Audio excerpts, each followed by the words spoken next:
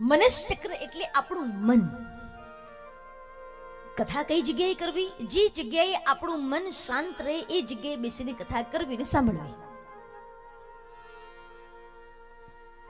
જો કે છે અહીંયા રોડ, પણ તોય ગામડું છે એટલે બહુ ડિસ્ટર્બ નહીં થાય. એ તો ઘણી વખત બાજુ રોડ બાજુ હોય એટલે T T T T T T T T અવાજ આવ્યા કરે. પણ અહીંયા તો ગામડું છે આપણું, એટલે આવે છે જાય છે, હળવે હળવે જાય છે ને આવે છે. પણ જે જગ્યાએ આપણું મન સ્થિર થાય એ જગ્યાએ બેસીને કથા કરવી, એ જગ્યાએ બેસીને જપ કરવા, એ જગ્યાએ બેસીને અનુષ્ઠાનો કરવા, આપણું મન સીધું જ એમાં લાગી જાય. મિત્ર, આ મન તો એવું છે ને, બધી જગ્યાએ ભટક્યા જ કરે.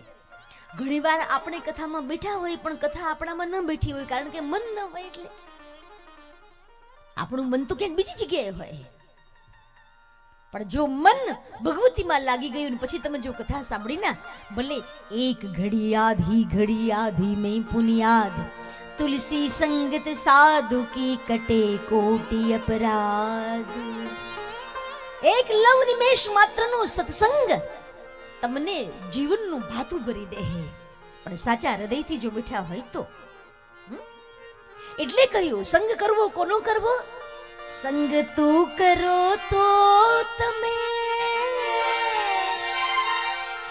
એવા નરની કરજો પાનબાઈ, જે ઉતારે ભવ પાર.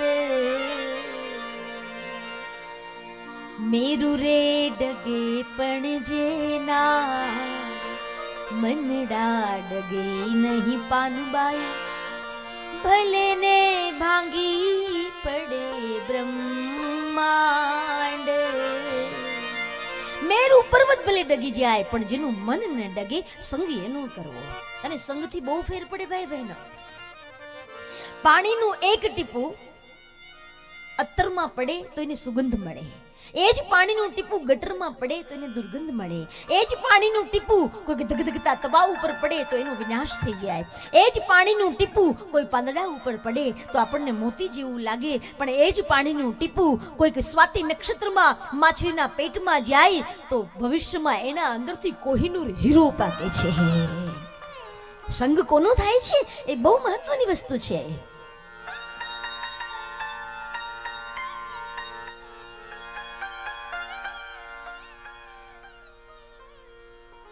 સંગ આપણને પારસમણીનો થવો જોઈએ, પણ કાયદેસરના આપણે પાછા લોઢા જેવા હોવા જોઈએ. ઘણી વખત તો એલ્યુમિનિયમ હોય ક્યાંથી થાય?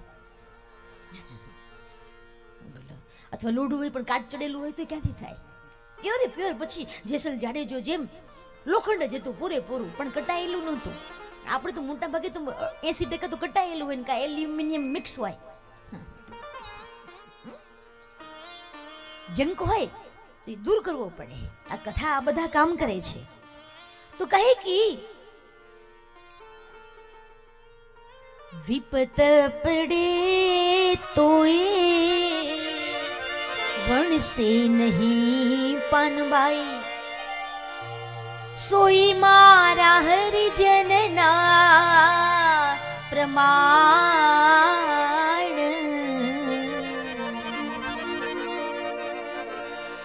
મેરુ રે ડગે પણ જેના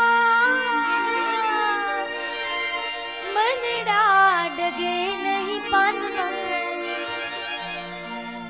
ભલે ને ભાંગી પડે બ્રહ્મા.